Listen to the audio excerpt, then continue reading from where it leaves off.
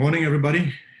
Welcome to this session from the Cyber Exchange, and I'm really thrilled to present today a session about malware and ransomware.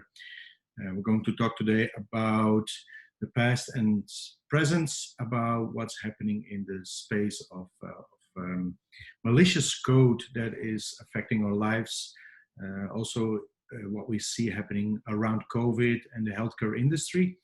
And I think it's a good learning. There is some time at the end for Q&A, but if there's any questions, use the Q&A button or platform that you have to ask us questions, and we can see if we can address them during the webinar. My name is Albert Kramer. I'm the Technical Director for Trendmicro, and I'm pleased to host you today. So what we see is that COVID-19 has had a big impact in how cyber criminals are acting today. A lot of threats nowadays have a COVID-19 related theme, and that is a specific interest because a lot of people are trying to find information and gather insights in how to deal with COVID-19. And that's also been seen by cyber criminals, and they're actually misusing that piece of information to do the malicious campaigns and spread their bad behavior. So what we see is that COVID-19 actually caused a lot of malicious teamed activities. And most of that we see back in spam email. So about 95% of the COVID-related threats are spam. But what we also see is there are other COVID-19 related attacks and malicious activities like business email compromise or malicious URLs being put out there. So users will click it and bad things happen. We also see malware or ransomware happening using COVID-19 theme. So it is interesting whenever there's a big thing happening globally, and in this case it's a pandemic, that cyber criminals are leveraging that to do their campaigns. And if we relate that back to numbers, we see that over 900,000 scam messages, so spam, are related to COVID-19. But we also found out that there's over 700 different malwares that are also related to COVID-19. So that's a big number. That's actually an increase in malware and spam over what we saw at the beginning of the year. So especially with the malware and the spam, it was significant bigger numbers. And that put some pressure on organizations and people to get protected. The biggest country, as always, as a target is the United States, but we see this also happening in other countries where there is an established environment, where there's a big infrastructure with IT and data centers and acceptance of technology, including Canada. And interesting though, there's a broad set of technologies being used by cyber criminals, including even all technologies like a technology called Emotet. And Emotet was a banking malware that came from 2014. And what it does, it is downloaded to your machine, and then it will pull additional malicious content to that machine. So it's actually used as a downloader for additional activities by cyber criminals. But this one was used in 2014, but it's actually being dusted off and now being used again as well in COVID-19 campaigns. So I thought that was of interest because it's not that something happens in the past, then you can forget about it once it's fixed. Sometimes it will come back. What we also see is there's a big uptake in spam or malicious mail campaigns. And these are often aimed at not only individuals, but also enterprises. And here's some examples, and I got a gazillion more of these examples, but these ones are two spam samples that are leveraging COVID-19 as a team. One is a shipment notification. Say, hey, your shipment might be delayed because of COVID-19. Click here or open this attachment. And the other one is a coronavirus Ministry of Health updates. And that one is specifically of interest because a lot of people, especially in the early days of COVID-19, were looking for additional info. And anything they could read or could access to, they would try to understand.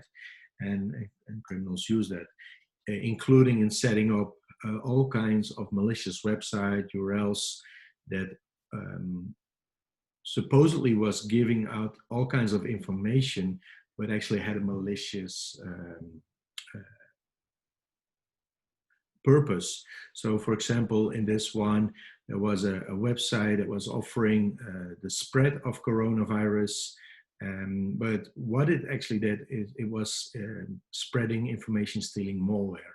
So people were clicking on the link, had to acknowledge a couple of buttons, and that would activate some malicious code on the machines. Other things that we saw was fake government websites where you had to put all kinds of information like personal details, banking accounts. And this is often a common technique to get information. So this is often called phishing. We had a couple more examples of phishing websites. For example, a fake World Health Organization website that people had to register for and give all kinds of information before they supposedly got information. The same for CDC websites that were fake. And again, it's all aimed at getting as much as information from your victim as possible, because that information can either be used to stage an additional attack or use to be sold on the dark web, which is personal identifiable information is very popular to be resold. So if you can resell phone numbers, bank accounts, or social insurance numbers, that is definitely of interest to cyber criminals. What we also saw is that there was an uptake in all kinds of malware and ransomware using the same team. Here's an example of a mobile ransomware. It's a ransomware that's got installed on your mobile device and Android, and it acted as a coronavirus information application, but it actually was stealing information from your device.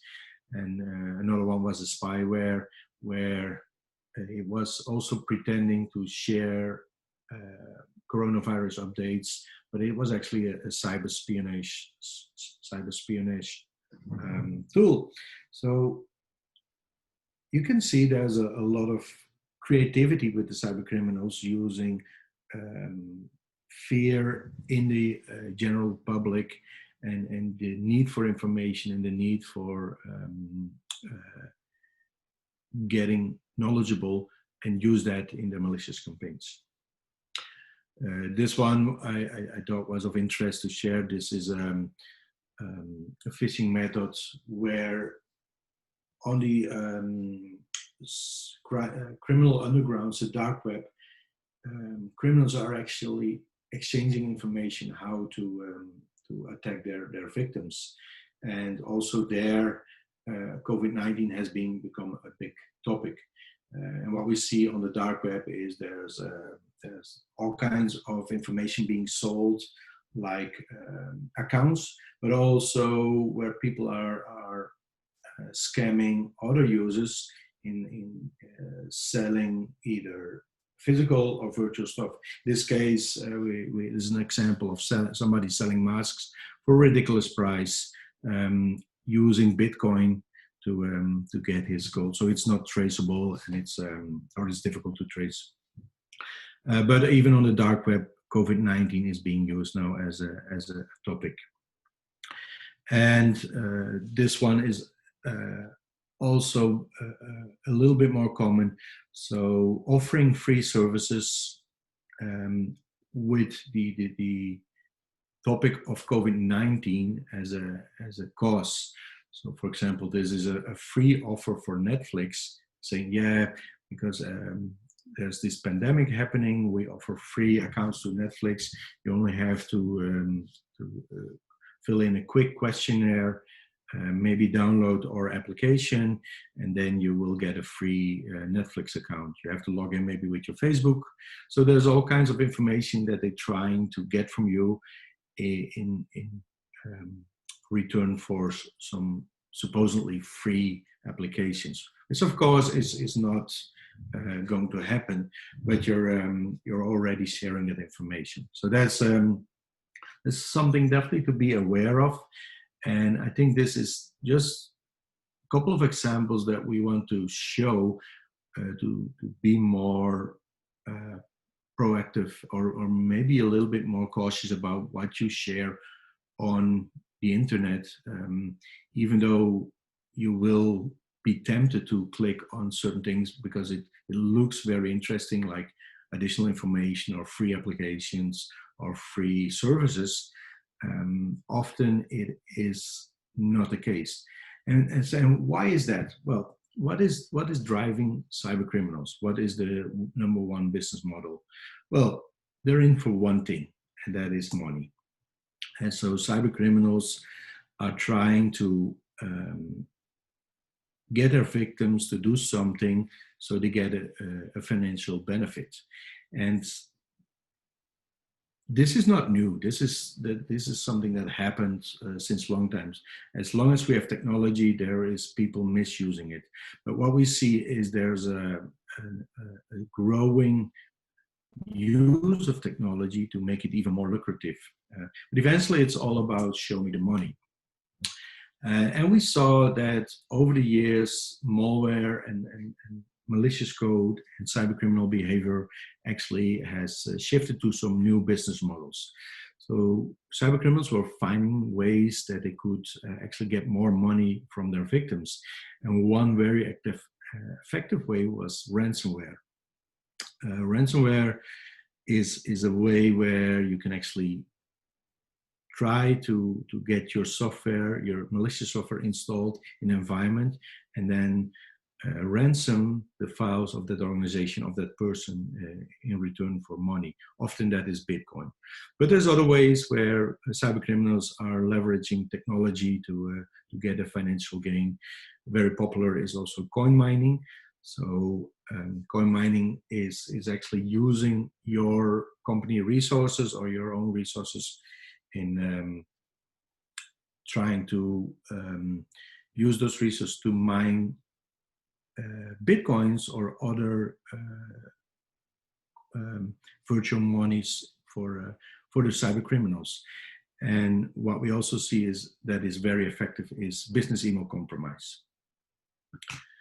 Business email compromise is a way where you mimic a high-level executive and are communicating with another high-level executive in the same company and say, hey, you maybe want to wire me some money, or we have to allow some funds to be transferred, mimicking somebody that you actually would know.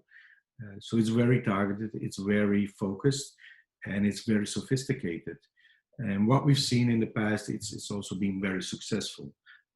So it's hard to detect, it's hard to see through, because the mimicking of the individuals is done very, very sophisticated, very smart. So back to ransomware. So how does ransomware work? Well, we already said it is malicious code that's going to be installed on your desktop or on your servers, and then it will encrypt your files. And what it will do then is, once it has encrypted your files, so that means you don't have access to it anymore. You cannot use encrypted files, because the only way to use it is that you need a key to decrypt it. And the only way to get the decryption key is to pay money. And the information how to get that decryption key often comes from what we call a ransom note. And the ransom note often is set up in such a way it will actually scare you. It's there to say, hey, if you're not going to pay up, you will not have access to your files never again. or we actually will destroy them. And there's even ones that will say, hey, you only have so much time before you pay. And it has become a very effective way to scare people in actually paying.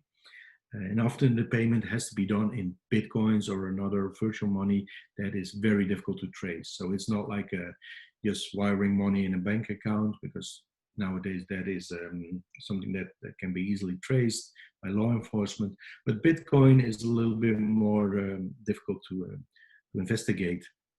And it actually helps cyber criminals a little bit in that respect, that they could set up these ransomwares. But the main thing is that, yeah, it's actually luring in people, trying to push people to pay. One thing about the payment is we would not per se recommend to pay, because once you pay, a cyber criminal might know that you're up to this scheme and say, okay, let's do it again. Because this victim is easily pushed in a corner, and so we can do it again, or maybe even a third time. So there's always the risk, once you pay your ransomware, your ransom, that you will be hit again. And we'll talk a little bit about how you can deal with that later on. But I want you first to tell a little bit about the history of ransomware and what's happening today. So what we see is that ransomware is here for a long time already. But even nowadays, it's actually getting more and more interest again, because we already said that cyber criminals are looking in way to get money. And one thing to realize, though, is that there's a lot of people out there in all kinds of countries, let's say Brazil or Russia or China, or even in the US and Canada, that have a lot of knowledge about technology, about IT, about computers, but not per se have the means to get a good job or get into a living that would be helping them to get their goals, whatever that is. So one direction they could follow is going into the dark way, being a criminal. So often cyber criminality is often also a social problem. If you're this high educated student in somewhere in China, but you don't have the opportunity to build a life for your family, you might want to look at the bad things on the internet and steal it from somebody else, which is of course not something that we would like to happen, but it actually drives how cyber criminals are behaving. And especially in times where there's a lot of people being fired, it's harder to make a living, especially during a pandemic like now. There might be more people being pushed in a direction to be a criminal online, feeling a little bit more anonymous in what they do. So what we see is that ransomware is being used because it's so attractive by a lot of people, more and more. So it's not letting up. It's actually taking up, and that also forces us to think about how to defend ourselves in the world of cyber criminals, especially in the world of ransomware. This is another article that is basically stating the same. It's still one of the biggest online threats that you need to worry about. And again, because it is easy for cyber criminals to do. There's a lot of vulnerabilities they can misuse. There's a lot of campaigns they can actually access to. It's widely available on the dark web or on other forums. So having access to these tools by cyber criminals and picking their targets is becoming easier and easier. But what targets are often being selected? Well, those are the big ones that often have some money, like healthcare, money, manufacturing, governments, retail, but also or education. But we also they also think about which organization might not have per se the biggest focus on cybersecurity to protect the users and data. And we often see this happening in certain processes like manufacturing or healthcare, where the main focus will be on the primary process. So like in healthcare, the primary process is taking care of your patients, taking care of the services that you're delivering to your patients, running the hospital or providing medical support. And that is the number one goal of that company. So secondly, you need some processes to help to support that. But then to protect those processes, that technology is not per se the first priority of a lot of organizations. And that is also known by cyber criminals. So they use that knowledge to say, let's attack, let's say, healthcare institutions. And because they know they're a little bit more of an easy victim. What we see is that it's changing, though. Lots of these industries know that they're being targeted, and they're doing a lot of good investments in helping them to be protected. But it's definitely something that could have a better focus even more. So that's a little bit where cyber criminals are targeting their attacks upon. If we did break it down by industry, we will actually see that the biggest ones being targeted are government, healthcare, and manufacturing.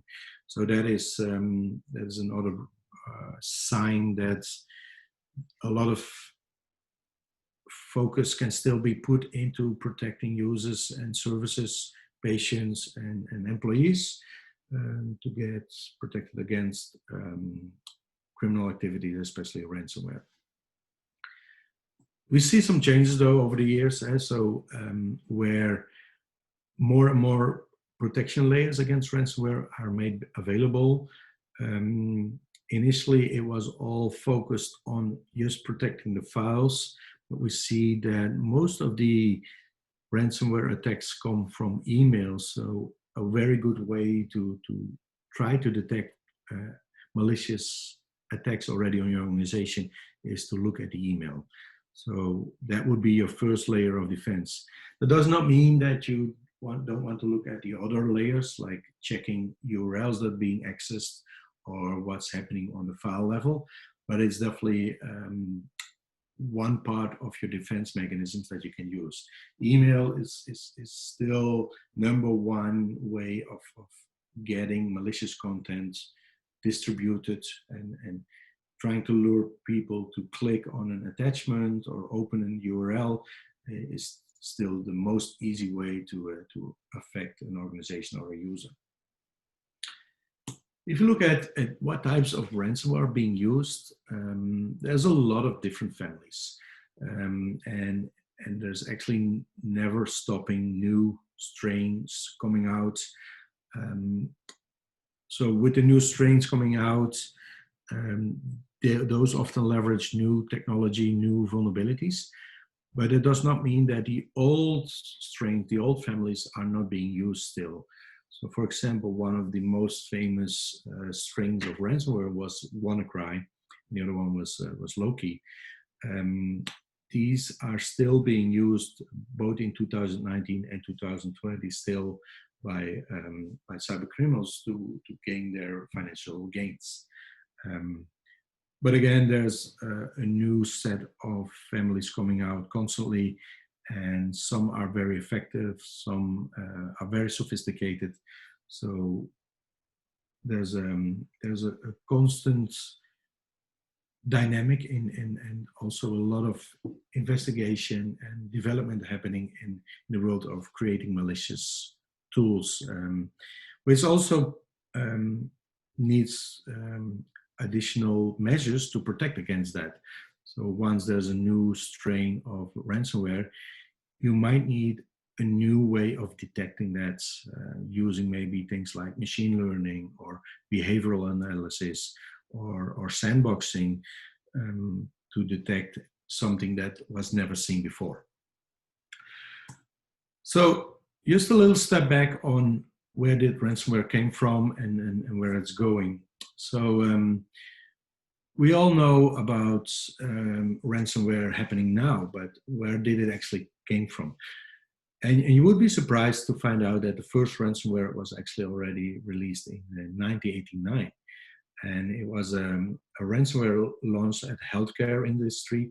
And it was called eventually the AIDS Trojan. So it was a guy, it was an AIDS researcher who distributed 20,000 floppies to other AIDS researchers in more than 90 countries. And he claimed that the disk that he sent out contained a program that analyzed individuals of risk of acquiring AIDS through the use of a questionnaire. And although the disk also contained a malware program that stayed dormant for a couple of times, and after the computer was activated for like 90 times, that malware became effective. And then you had your system locked down, and you had to wire actually $189 to a bank account to free up your PC. So that was already 1989, and that is a long time ago, where malicious people, cyber criminals, were already thinking how to monetize the internet and misuse others people, computers and data. But then we jumped to 2013, 2014, and then malware and ransomware was getting a little bit more sophisticated. And the most well-known example of that is WannaCry. So in 2017, in March, WannaCry came out, and it was actually leveraging an exploit that was just released at that moment. It was an exploit that would allow propagation of code over a file sharing protocol.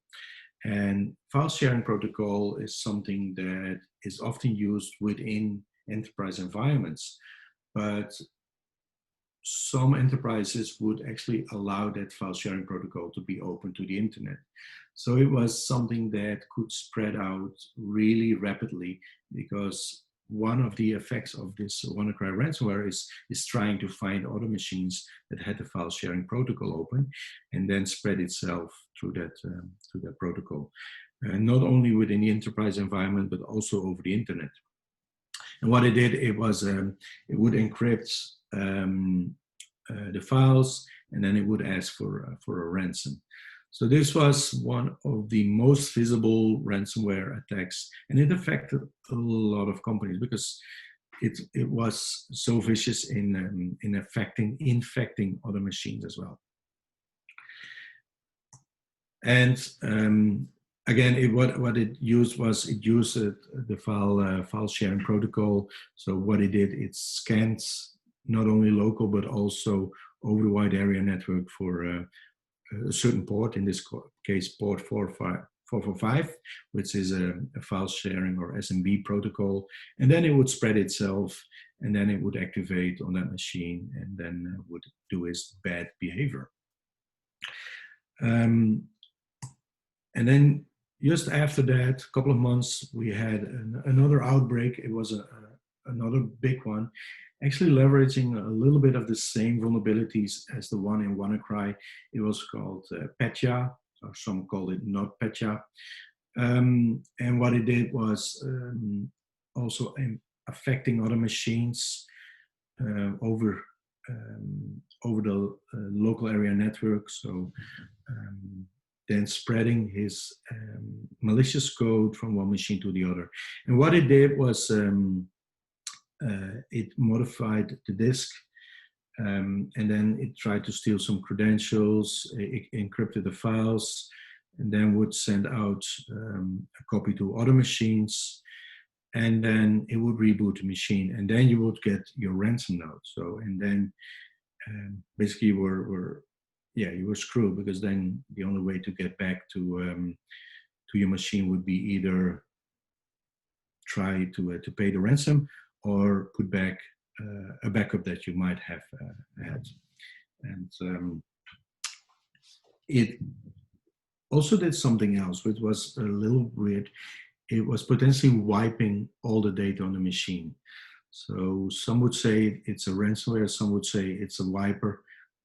It did actually both. So it could also wipe complete machines out of existence. And that is, again, it was very impactful and hurt a lot of companies.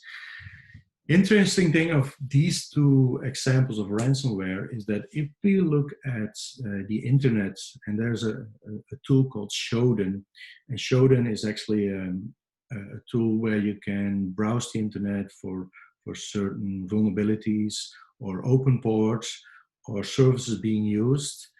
And if you would search for SMB, which is the file share protocol that I just mentioned in WannaCry, it's actually still being used by a lot of organizations, still open on the internet. And here I just did a quick search this morning. So if I look for SMB, there's still 1.5 million results that came back. Not all of these SMBs are vulnerable to WannaCry, because they could be patched, they could be updated. But still, this is not a good behavior to have file sharing open on the internet. And the fact that everybody can do this, including cyber criminals, to find their targets is a little bit worrisome, because this is how they find their targets to aim for. So even with ransomware that happened in 2017, this would explain why WannaCry and Petya would still be very active at this moment and is still going around, because there's still organizations that either have not closed off their firewalls or have not patched their systems in a sufficient way.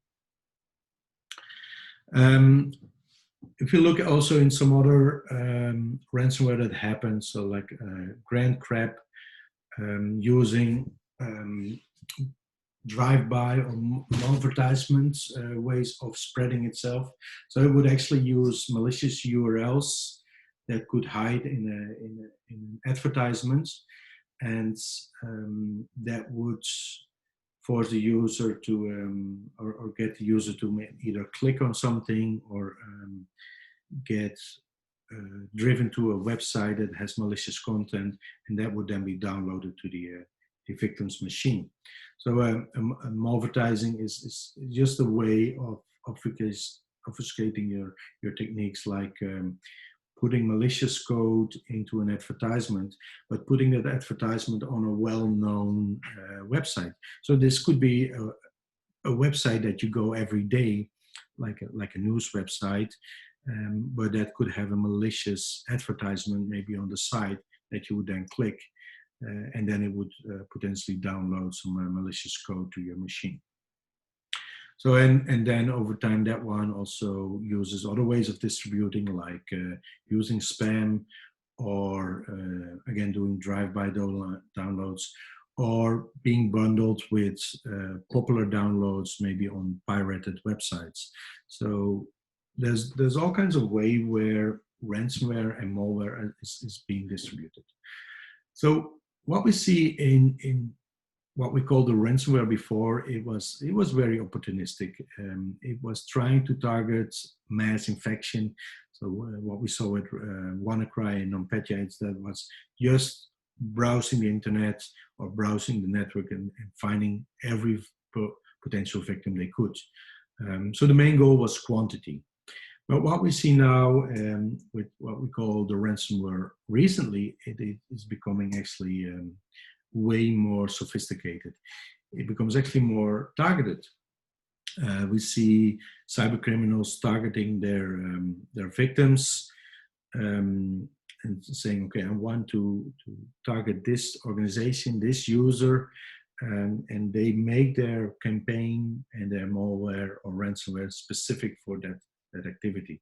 So it becomes way more high quality, and leveraging all kinds of reconnaissance investigations. They would specify their targets very well, and they would use speed as well, just to use like new vulnerabilities as soon as they come out, and every month there's new vulnerabilities coming out. That will be reflected in new types of malware or ransomware as well. One example here is Norske Hydro, which was a ransomware campaign launched at Norske Hydro in Norway. It was very targeted, and it used a ransomware called LockerGoga. And the attack began with an infected email, locked down files on thousands of servers and PCs, eventually putting 35,000 Norske Hydro employees out of work. And that one was again very targeted, because it's and it used also new kinds of technologies as well, new vulnerabilities that just came out, and it was very sophisticated malware. So using LockerGoga,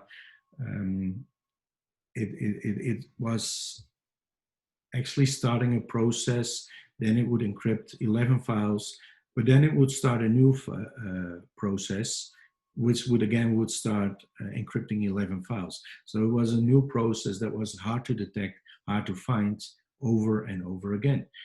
So it was, again, sophisticated, very smart as well. And then after the files were encrypted, it would again drop the ransom note. So there's all kinds of technologies being used. One other one that's probably noteworthy as one of the more recent one is CLOP. CLOP, it's interesting. It uses vulnerabilities in Windows to get access to Active Directory. Once you have access to the Active Directory, and you can compromise that, you can actually do some sophisticated things. So you can log out users, you can change their usernames. You could also create additional users, and maybe you can create an admin user that is able to install applications like ransomware on your desktops that are using the same Active Directory. And that is something that is being used more and more. Again, using vulnerabilities in systems.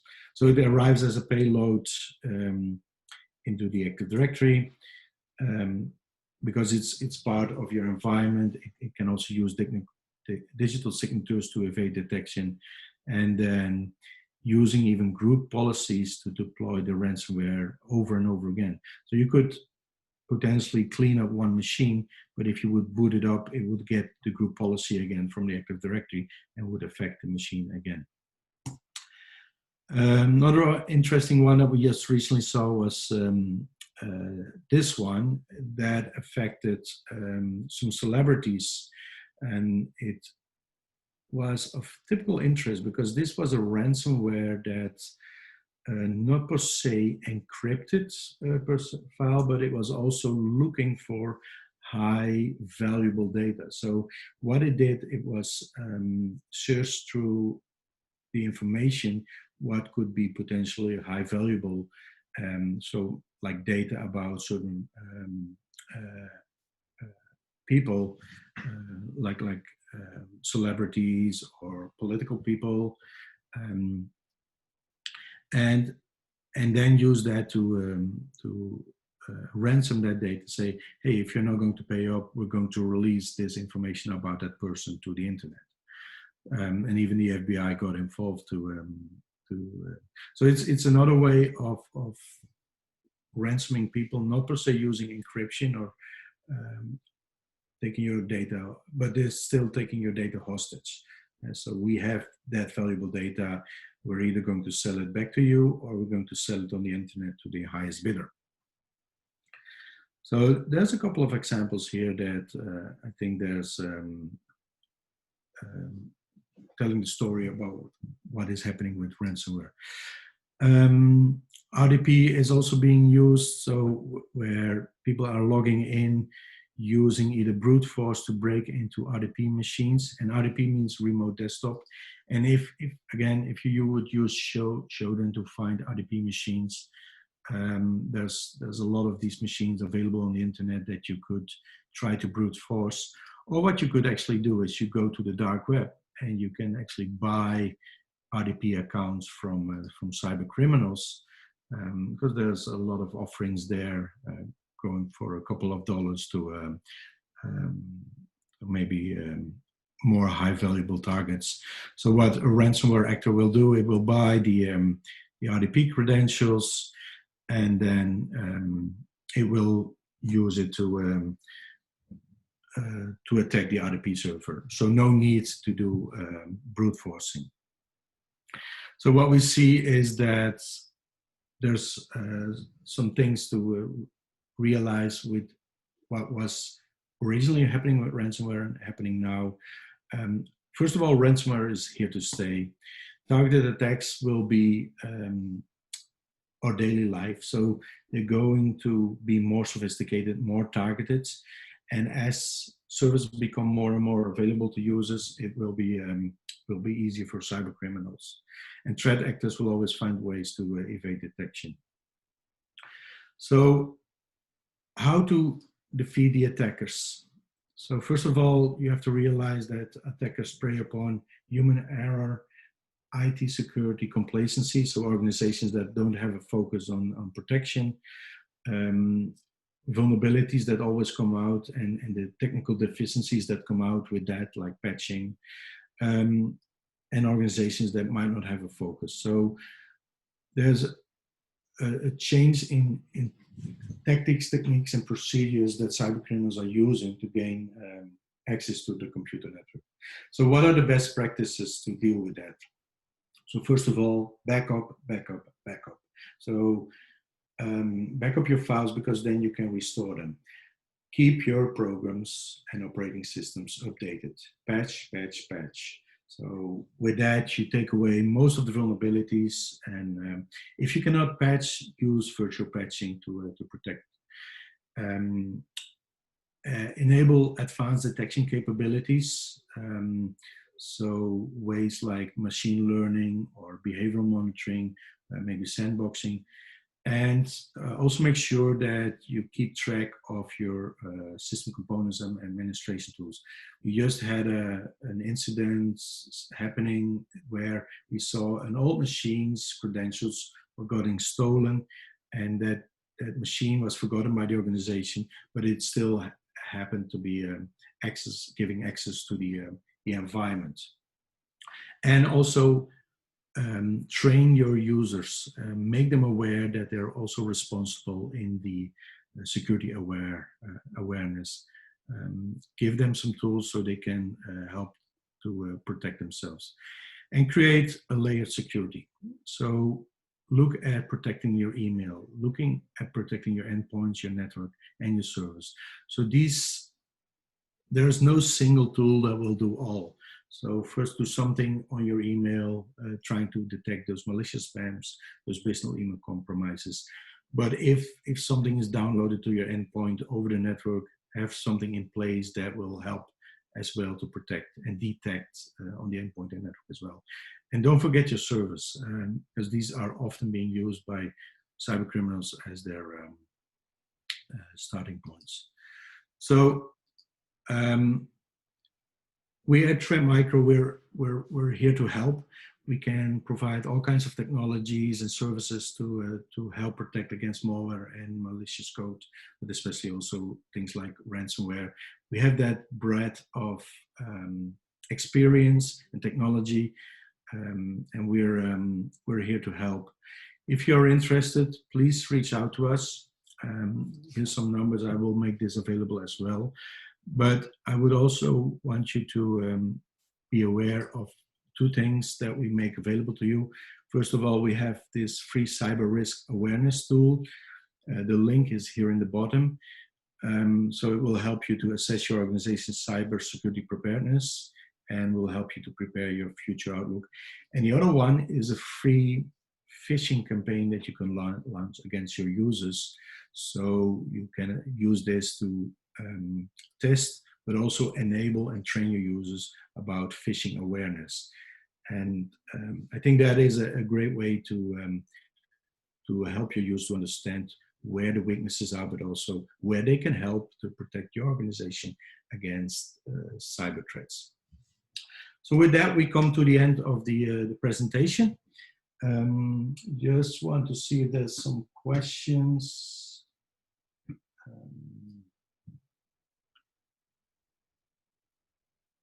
So how does ransomware attack? Do you click on the malicious link? Well, it comes from different sites. It can be a click on a link. It can be an opening an attachment. It can be, again, pushed to you by a policy from the Active Directory. So there's no end in means of getting infected by ransomware. With the work from home policy, how to make computers that are accessing enterprise environments ransomware proof. Again, make sure you have some technology on your computer that is able to detect malicious threats, like an antivirus, anti-malware technology. Trendmicro has one. And also be aware that and be vigilant in what you do on the internet. Don't click on every link. Don't open every attachment. So with that, I think we come to the end of this session. Thanks, everybody, and hope you have a good day and good events.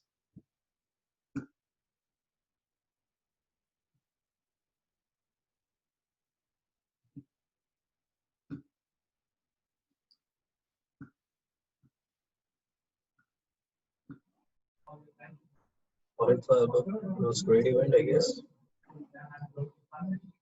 Sorry? Yeah, it was a good event. Yeah, so you stopped broadcasting?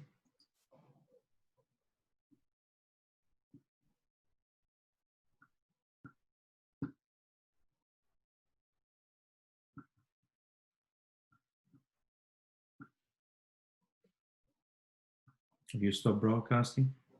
Just one.